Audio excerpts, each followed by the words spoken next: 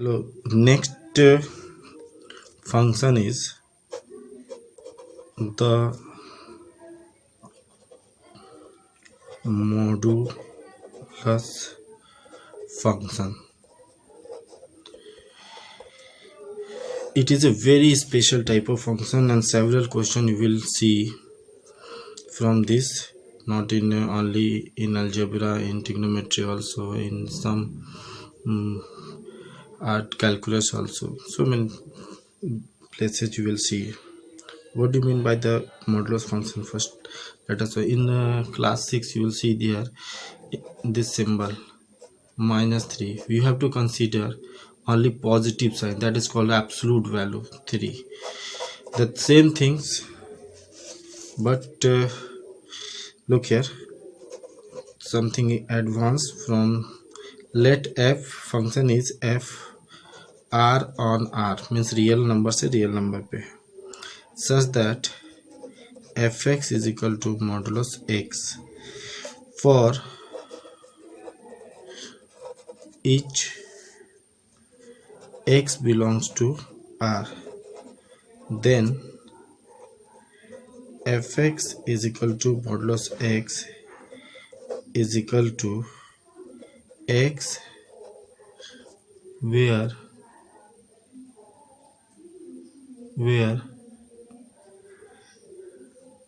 x is greater than equal to 0 and minus x when x is less than 0.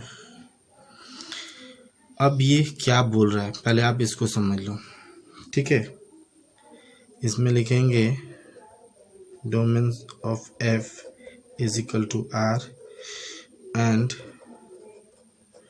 range of f is equal to set of non-negative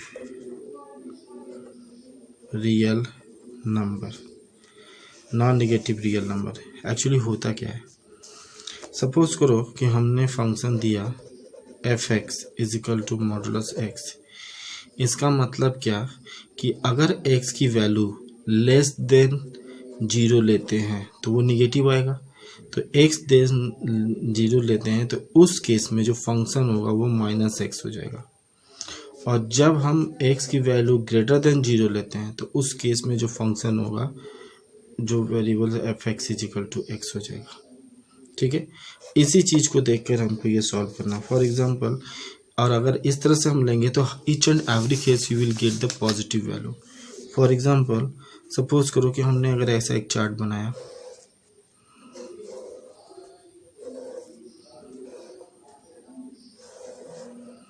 और यहाँ पे हमने रखा x, यहाँ पे रखा हमने एफ एक्स। अगर हम -1 लेते हैं तो -1 लम से होते हैं, यहाँ माइनस माइनस कट के +1 हो जाएगा। यहाँ -2 रखते हैं 2 हो जाएगा, 3 रखते हैं तो फिर ये ले लेंगे 3 होगा ही, 1 रखेंगे तो फिर ये x होगा तो दिस इज 1, -5 रखते हैं तो फिर ये फंक्शन लेंगे तो 5। In this way each and every case we get f x is equal to positive value.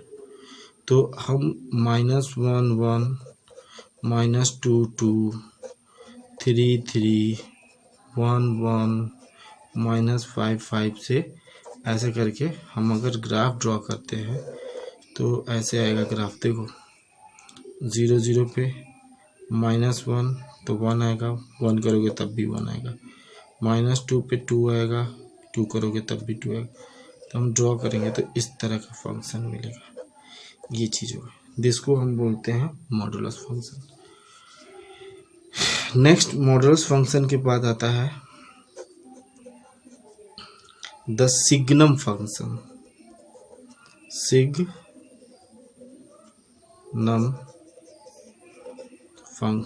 Signum function क्या होता है, जैसे हमने लिखा किसी एक बड़े रेंज को छोटे छोटे में ब्रेक कर देते हैं।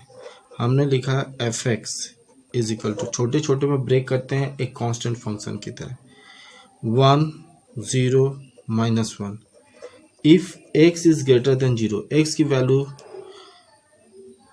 0 से बड़ी, मतलब कोई भी पॉजिटिव, हर केस में 1 लिखेंगे एफ एक्स की value.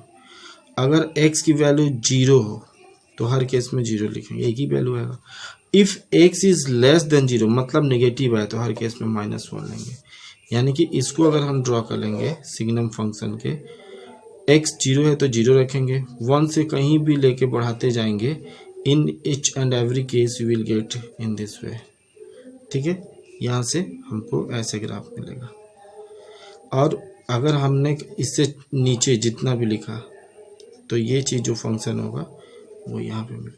This is called the signum function. ठीक है, फिर से एक बार समझ लो। In signum function we have to consider as a constant value. 3-4 रखते हैं कांस्टेंट वैल्यू कांस्टेंट फंक्शन की तरह। If suppose x is greater than 0 मतलब positive, if you take any positive value of x means dome, you will get each and every time 1 2 3 4 5 just like a constant. If you consider x is equal to 0 you will get 0 every time, and if you consider x is equal to -3 each and every time तो -3 -4 -1 means less than 0 तो हर case में -1 रख सकते हैं। ये है कोई particular, मैंने एग्जांपल दिया। ऐसा भी हो सकता है x का कम हो तो ये -2 रखेंगे, अगर अधिक हो तो 2 रखेंगे। तो this is called the case of the signum function. Next greatest integer function, this is also very important. और इसको हम लोग कैसे करते हैं? ग्रेटेस्ट इंटीजर फंक्शन, द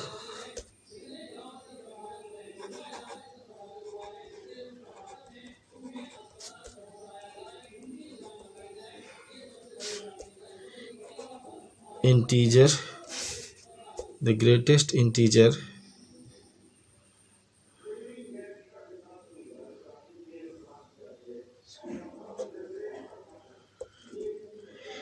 इसको बोलते हैं स्टेप फंक्शन। जैसे मैंने लिखा 2.01 तो आप यहाँ पे हर केस में आप 2 ही लिखोगे। 2.01 है तो 2 ही समझोगे, और 2.09 को भी आप 2 ही लिखोगे। ठीक है, 2 ही लिखोगे जहाँ ग्रेटेस्ट होगा, ग्रेटेस्ट इंटीजर फंक्शन, ये इंटीजर। तब अब देखिए, जैसे हमने कहा -1.3 तो इसका 3 से अधिक हो गया तो ये 1.-3। ध्यान से देख, ग्रेटेस्ट इंटीजर 1.-3 यहाँ पे लिखा गया है।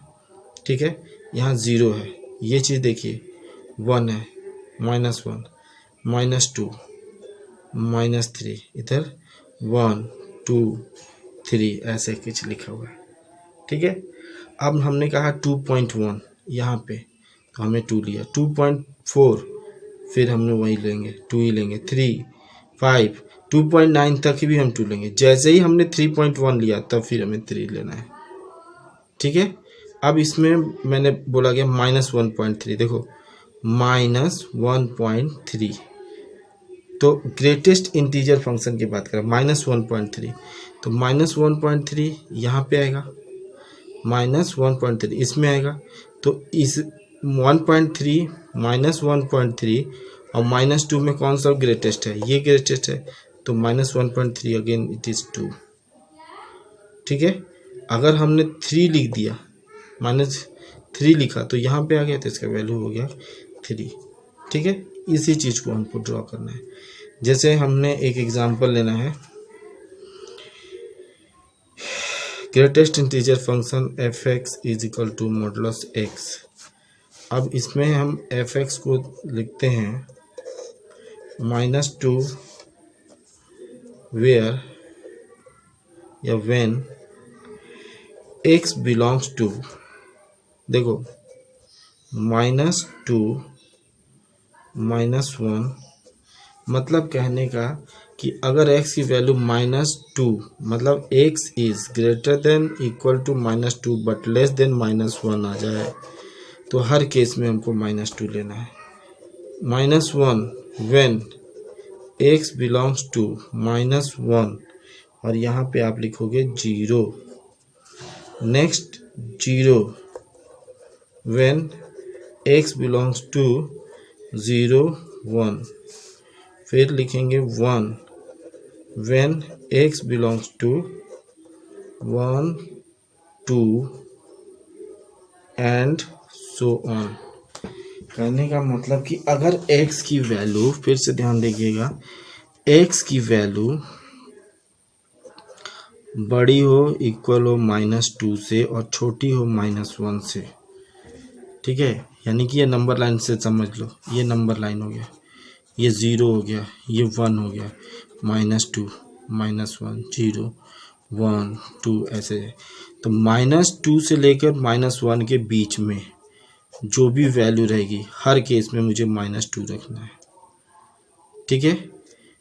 फिर -1 से 0 के बीच में हर केस में मुझे 1, ग्रेटेस्ट इंटीजर 1 हुआ। फिर 0 to 1, इसमें मुझे हमेशा 0 to 1 क्या लिखा है, 0 to 1, हर केस में मुझे क्या लिखना है, 0 लिखना है, ठीक है। 1.9 तक, 0.9 तक, ये तुम्हारा ग्रेटेस्ट। फिर 1 से 2 यानी 1.9 तक मुझे 1 ही लिखना है, ठीक है। तो ये चीज़ करना। अब इसको अगर ग्राफिकली आप दिखाओगे तो कैसे दिखेगा, देखो यहाँ पे रखेंगे, यहाँ पे लिखना -2, ध्यान से देखो, ये हो गया। अगर सपोज ग्राफ पेपर पर ड्रॉ करोगे तो बहुत अच्छा आएगा, -1 -2, तो -1 और -2, -1 और -2 के बीच में जो भी देखो, -1 और -2 के बीच में जो भी आप लोगे, सपोज करो कि इसमें लेते हो, हर केस में क्या मुझे मिलेगा, ग्राफ पे बनता है तो ज़्यादा क्लियर होता है, -1 -2, दिस इज 0 -3, 0 और -1 के बीच में हर केस में 0 लेते हैं, तो यहाँ पे हम क्या लेंगे, 0, ठीक है। -1 और -2 के केस में, हर केस में -1 और -2 के बीच में हमको 0 में, -2 और -3 के बीच में हमको क्या मिलेगा, -3। उसी तरह 1 2 3, 0 से 1 के बीच में, 0 से 1 के बीच में देखो, 0 to 1, तो ये क्या हो जाएगा, 1.2 से इन दो, इस 1.9 से लेके इसमें सब में 1 आएगा, तो यहाँ पे, और यहाँ 2 से 2.3 के सब में 2 आएगा, इस तरह से। This is the value of graph of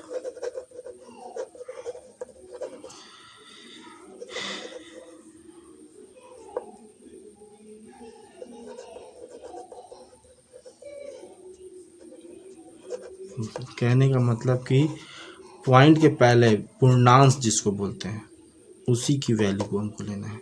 1.1 में भी 1 आएगा, 1.9 में भी 1 है, 1.3 में 2.3 में भी वही आएगा, 2.9 में भी हर केस में आपको 2 ही मिलेगा।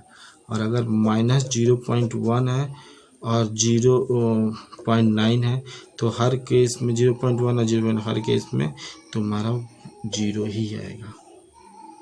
In this way you have to solve.